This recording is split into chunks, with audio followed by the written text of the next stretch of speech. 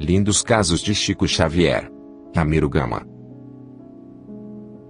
Segunda parte. Lindos casos de Chico Xavier. Parte 1.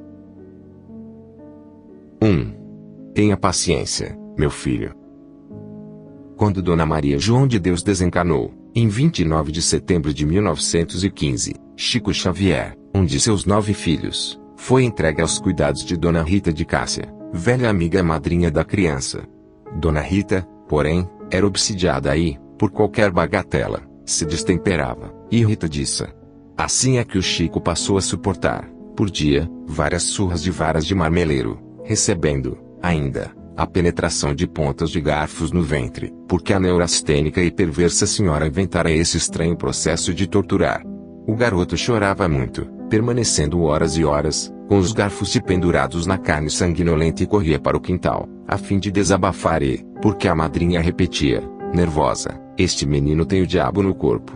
Um dia, lembrou-se a criança de que a mãezinha orava sempre, todos os dias, ensinando a elevar o pensamento a Jesus, e sentiu falta da prece que não encontrava em seu novo lar. Ajoelhou-se sob velhas bananeiras e pronunciou as palavras do Pai Nosso que aprendera dos lábios maternais. Quando terminou, ó maravilha!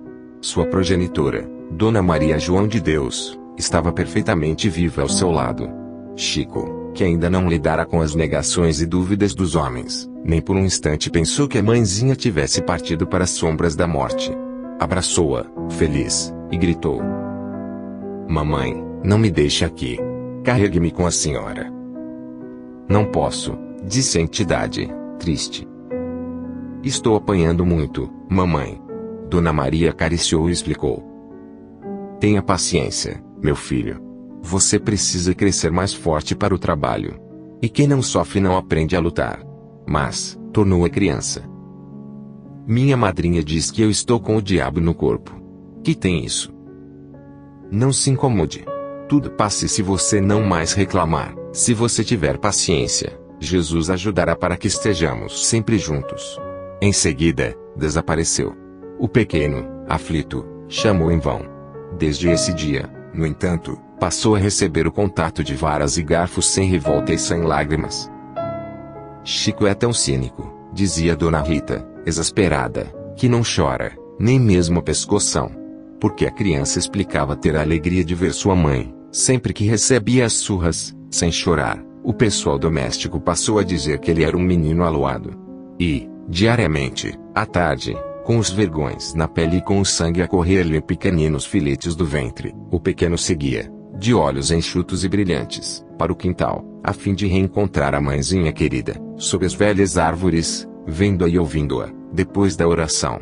Assim começou a luta espiritual do médium extraordinário que conhecemos. 2. O valor da oração. A madrinha do Chico, por vezes, passava tempos entregue à obsessão. Assim é que, nessas fases, a exasperação dela era mais forte. Em algumas ocasiões, por isso, condenava o menino a vários dias de fome. Certa feita, já fazia 3 dias que a criança permanecia em completo jejum. À tarde, na hora da prece, encontrou a mãezinha desencarnada que lhe perguntou o motivo da tristeza com a qual se apresentava. Então, a senhora não sabe, explicou Chico, tenho passado muita fome. Ora, você está reclamando muito, meu filho, disse Dona Maria João de Deus, menino guloso tem sempre indigestão. Mas hoje bem que eu queria comer alguma coisa. A mãezinha abraçou e recomendou, continue na oração e espere um pouco.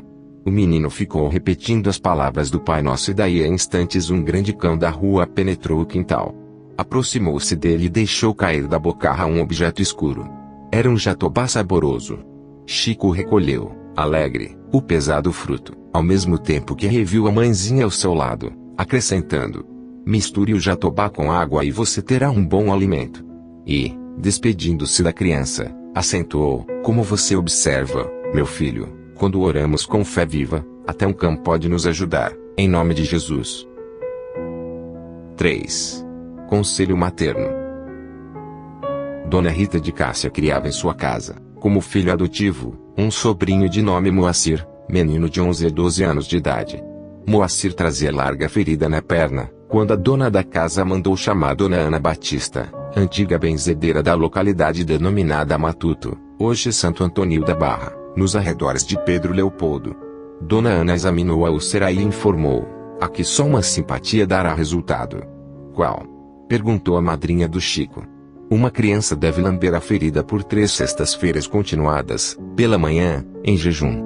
E Dona Rita perguntou: Chico serve? A benzedeira observou e declarou: muito bem lembrado. Isso ocorria numa quinta-feira. À tarde, quando o menino foi à prece, sob as árvores, encontrou Dona Maria João de Deus, em espírito, e contou-lhe, chorando, que no dia seguinte ele deveria tomar parte na simpatia. Você deve obedecer, meu filho. A senhora acha que eu devo lamber a ferida do Moacir?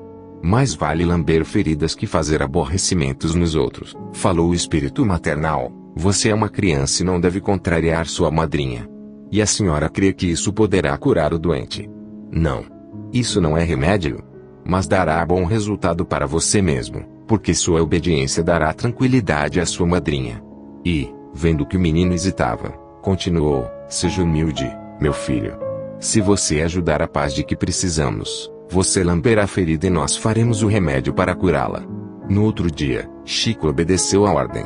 Na sexta-feira imediata repetiu a estranha operação e a úlcera desapareceu. Quando lambeu a ferida pela 3ª vez, viu o espírito de sua mãe, sorridente, ao seu lado. Estático, viu abraçar Dona Rita. E Dona Rita, transformada, acariciou-o, pela primeira vez, e disse-lhe, bondosa: muito bem, Chico. Você obedeceu direitinho. Louvado seja Deus. E depois de 2 anos de flagelação, o Chico teve a felicidade de passar uma semana inteira sem garfadas e sem vergões. 4. O Anjo Bom. 2 anos de surras incessantes. 2 anos viveram Chico junto da madrinha.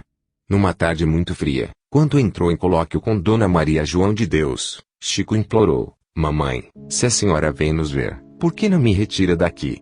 O espírito carinhoso afagou e perguntou: por que está você tão aflito? Tudo, no mundo, obedece à vontade de Deus. Mas a senhora sabe que nos faz muita falta. A mãezinha consolou e explicou: não perca a paciência. Pedi a Jesus para enviar um anjo bom que tome conta de vocês todos. E sempre que revia a progenitora, o menino indagava: mamãe, quando é que o anjo chegará? Espere, meu filho, era a resposta de sempre. Decorridos 2 meses, o senhor João Cândido Xavier resolveu casar-se em segundas núpcias. E Dona Cidália Batista, a segunda esposa, reclamou os filhos de Dona Maria João de Deus, que se achavam espalhados em casas diversas.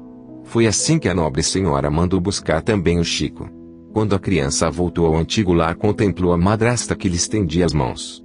Dona Cidália abraçou-o e beijou-o com ternura e perguntou: meu Deus, onde estava este menino com a barriga deste jeito? Chico, encorajado com o carinho dela, abraçou-a também, como o pássaro que sentia saudades do ninho perdido. A madrasta bondosa fitou-o bem nos olhos e indagou: você sabe quem sou, meu filho? Sei sim. A senhora é o anjo bom de que minha mãe já falou. E, desde então, entre os dois, brilhou o amor puro com que o Chico seguiu a segunda mãe, até a morte. 5. A horta educativa. Quando Dona Cidália reuniu os filhos menores de Dona Maria João de Deus, observou que eles precisavam do grupo escolar. O senhor Cândido Xavier, pai da numerosa família, foi consultado. Entretanto, a situação era difícil. 1918, a época a que nos referimos, marcara a passagem da gripe espanhola. Tudo era crise, embaraço. E o salário, no fim de mês, dava escassamente para o necessário. Não havia dinheiro para cadernos, lápis e livros. A madrasta, alma generosa e amiga, chamou o enteado e lembrou: Chico, vocês precisam ir à escola. E como não há recurso para isso, vamos plantar uma horta. Adubaremos a terra, plantarei os legumes e você fará a venda na rua. Com o resultado, espero que tudo se arranje. A senhora pode contar comigo, prometeu o menino. A horta foi plantada. Em algumas semanas, Chico já podia sair à rua com o cesto de verduras. Olhem a couve, a alface, almeirão e repolho. E o povo comprava. Cada molho de couve ou cada repolho valia um tostão. Dona Cidália guardava o produto financeiro num cofre. Quando abriram o cofre, Dona Cidália, Feliz falou para o enteado: "Você está vendo o valor do serviço? Agora vocês já podem frequentar as aulas do grupo." E foi assim que, em janeiro de 1919, Chico Xavier começou o ABC. 6. A história da chave. Com a saída do chefe da casa e dos filhos mais velhos para o trabalho e com a ausência das crianças na escola, Dona Cidália era obrigada, por vezes, a deixar a casa, a sós, porque devia buscar lenha, à distância. Aí começou uma dificuldade. Certa vizinha, vendo a casa fechada, ia ao quintal e colhia as verduras. A madrasta bondosa preocupou-se. Sem verduras não haveria dinheiro para o serviço escolar. Dona Cidália observou. E ficou sabendo que lhes subtraía os recursos da horta. Entretanto, repugnava-lhe a ideia de ofender uma pessoa amiga por causa de repolhos e alfaces. Chamou, então, o Chico e lembrou: "Meu filho, você diz que, às vezes, encontra o espírito de Dona Maria. Peça-lhe um conselho. Nossa horta está desaparecendo e, sem ela, como sustentar o serviço da escola?" Chico procurou o quintal à tardinha e rezou e, como das outras vezes, a mãezinha apareceu. O menino contou-lhe o que se passava e pediu-lhe socorro.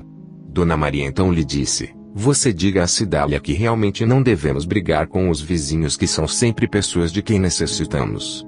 Será então aconselhável que ela dê a chave da casa à amiga que vem talhando a horta, sempre que precise ausentar-se, porque, desse modo a vizinha, ao invés de prejudicar os legumes, nos ajudará a tomar conta deles." Dona Cidália achou o conselho excelente e cumpriu a determinação. Foi assim que a vizinha não mais tocou nas hortaliças, porque passou a responsabilizar-se pela casa inteira. 7. A lição da obediência. De novo reunido a família, Chico Xavier, fosse porque tivesse retornado à tranquilidade ou porque houvesse ingressado na escola, não mais viu o espírito da mãezinha desencarnada. Entretanto, passou a ter sonhos. À noite, no repouso, agitado, levantava-se do leito, conversava com interlocutores invisíveis e, muitas vezes, despertava pela manhã, trazendo notícias de parentes mortos, contando peripécias ou narrando sucesso que ninguém podia compreender. João Cândido Xavier, a conselho da segunda esposa, que se interessava maternalmente pela criança, conduziu Chico ao padre Sebastião Scarzeli, antigo vigário da cidade de Matozinhos, nas vizinhanças de Pedro Leopoldo, que depois de ouvir o menino, por algumas vezes, em confissão, aconselhou João Cândido a impedir que o rapazelho lesse jornais, livros ou revistas. Chico devia estar impressionado com mais leituras, dizia o sacerdote. Aqueles sonhos não eram outra coisa senão perturbações, porque as almas não voltam do outro mundo. Intrigado por ver que ninguém dava crédito ao que via e escutava, em sonhos, certa noite, rogou, em lágrimas, alguma explicação da progenitora de quem não se esquecia. Dona Maria João de Deus apareceu-lhe no sonho, calma e bondosa, e o Chico deu-lhe a conhecer as dificuldades em que vivia. Ninguém acreditava nele, clamou. Mas o conselho maternal veio logo: você não deve exasperar-se. Sem humildade, é impossível cumprir uma boa tarefa. Mas, mamãe, ninguém acredita em mim. Que tem isso, meu filho? Mas eu digo a verdade. A verdade é de Deus, e Deus sabe o que faz, disse a generosa entidade. Chico, porém, choramingou. Não sei se a senhora sabe, papai e o padre estão contra mim. Dizem que estou perturbado. Dona Maria abraçou-o e disse: modifique seus pensamentos. Você é ainda uma criança, e uma criança indisciplinada cresce com a desconfiança e com a antipatia dos outros. Não falte ao respeito para com seu pai e para com o padre. Eles são mais velhos e nos desejam todo o bem. Aprenda a calar-se. Quando você lembrar alguma lição ou alguma experiência recebidas em sonho, fique em silêncio. Se for permitido por Jesus, então, mais tarde virá o tempo em que você poderá falar. Por enquanto, você precisa aprender a obediência para que Deus, um dia, conceda ao seu caminho a confiança dos outros. Desde essa noite, Chico calou-se e Dona Maria João de Deus passou algum tempo sem fazer-se visível. 8. Temporária separação. Continuando os desequilíbrios do Chico, em janeiro de 1920, João Cândido Xavier, seu pai, pediu ao padre que fosse mais exigente com a criança, no confessionário. O sacerdote concordou com a sugestão. Quando o vigário lhe ouvia as referências sobre as rápidas entrevistas com Dona Maria João de Deus, desencarnada desde 1915, falou-lhe francamente: "Não, meu filho. Isso não pode ser. Ninguém volta a conversar depois da morte. O demônio procura perturbar-lhe o caminho, mas, padre, foi minha mãe quem veio, foi o demônio." Severamente repreendido pelo vigário, o menino calou-se, chorando muito. O senhor João Cândido, católico de Santa Luzia do Rio das Velhas, deu razão ao padre. Aquilo só podia ser o demônio. Chico refugiou-se no carinho da madrasta, alma compreensiva e boa. E Dona Cidália lhe disse: "Você não deve chorar, meu filho. Ninguém pode dizer que você esteja perseguido pelo demônio. Se for realmente sua mãezinha quem veio conversar com você, naturalmente isso acontece porque Deus permite. E Deus, estando no assunto, ajudará para que isso tudo fique esclarecido." À noite desse dia, Chico sonhou que reencontrava a progenitora. Dona Maria abraçou-o e recomendou: "Repito que você deve obedecer a seu pai e ao vigário. Não o brigue por minha causa. Por algum tempo você não mais me verá, contudo, se Jesus permitir, mais tarde estaremos mais juntos. Não perca a paciência e esperemos o tempo." Chico acordou em pranto. Enxugou os olhos, resignado. E, por 7 anos consecutivos, não mais teve qualquer contato pessoal com a mãezinha, para somente receber-lhes mensagens psicografadas em 1927, e revê-la, de novo, pela vidência mais clara e mais segura, em 1931, quando mais familiarizado com o serviço mediúnico, ao qual se entregara de coração. 9. A primeira sessão. De princípios de 1920 a 1927, Chico não mais conseguiu avistar-se pessoalmente com o espírito de Dona Maria João de Deus. Integrado na comunidade católica, obedecia às obrigações que lhe eram indicadas pela Igreja. Confessava-se, comungava, comparecia pontualmente à missa e acompanhava as procissões. Terminara o curso primário no Grupo Escolar São José, de Pedro Leopoldo em 1923, levantando-se às 6 da manhã para começar às 7 as tarefas escolares e entrando para o serviço da fábrica às 3 da tarde para sair às 11 da noite. O trabalho, porém, era exaustivo e, em 1925 deixou a fábrica, empregando-se na venda do Sr. José Felizardo Sobrinho, onde o trabalho ia das 6:30 da manhã às 8 da noite, com o salário de 13 cruzeiros por mês. Entretanto, continuavam as perturbações noturnas. Depois de dormir, caía em transes surpreendentes. Perambulava pela casa, falava em voz alta, dava notícias de pessoas que sofriam no além, mantinha longas conversações, cujo fio era impenetrável aos familiares aflitos. Em 1927, porém, eis que a sua irmã Dona Maria da Conceição Xavier, hoje mãe de família, cai doente. Era um doloroso processo de obsessão. Tratada carinhosamente pelo confrade Sr. José Hermínio Perácio, que atualmente reside em Belo Horizonte, a jovem curou-se. Foi assim que se realizou a primeira sessão espírita no lar da família Xavier, em Pedro Leopoldo. Perácio, na direção, pronunciava vibrante prece. Na mesa, 2 livros. Eram eles o Evangelho segundo o Espiritismo e o Livro dos Espíritos, de Allan Kardec. O espírito de Dona Maria João de Deus comparece e grafa longa mensagem aos filhos presentes, através da médium Dona Carmen Pena Perácio, devotada esposa do companheiro a que nos referimos. Reporta-se a cada filho, de maneira particular. E, dirigindo-se ao Chico, comoveu, escrevendo: "Chico, meu filho, eis que nos achamos mais juntos, novamente. Os livros à nossa frente são 2 tesouros de luz. Estude-os, cumpra os seus deveres e, em breve, a bondade divina nos permitirá mostrar a você os seus novos caminhos." E assim realmente aconteceu. 10. O presidente frustrado. A primeira sessão espírita no lar dos Xavier realizou-se em maio de 1927. Em junho do mesmo ano, os companheiros dessa reunião cogitavam de fundar um núcleo doutrinário. Era preciso fundar um centro, diziam. E, certa noite, num velho cômodo junto à venda de José Felizardo, onde o Chico era empregado, o assunto voltou a debate. Na assembleia, estavam apenas 2 companheiros espíritas, contudo, junto deles, umas 10 pessoas, sentadas, bebiam e comiam animadamente. "Ah, um centro espírita. Boa ideia", comentava-se. "Apressemos a fundação, Faremos tudo por ajudar. Será para nós um sinal de progresso.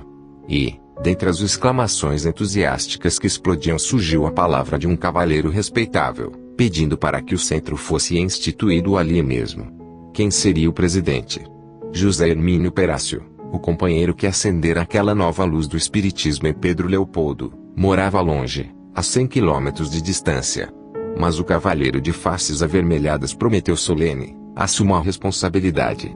A fundação ficará por minha conta. Chamem o Chico. Ele poderá lavrar a ata de fundação. Serei o presidente e ele terá as funções de secretário.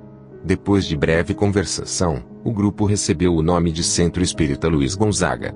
Chico lavrou a ata que todos presentes assinaram.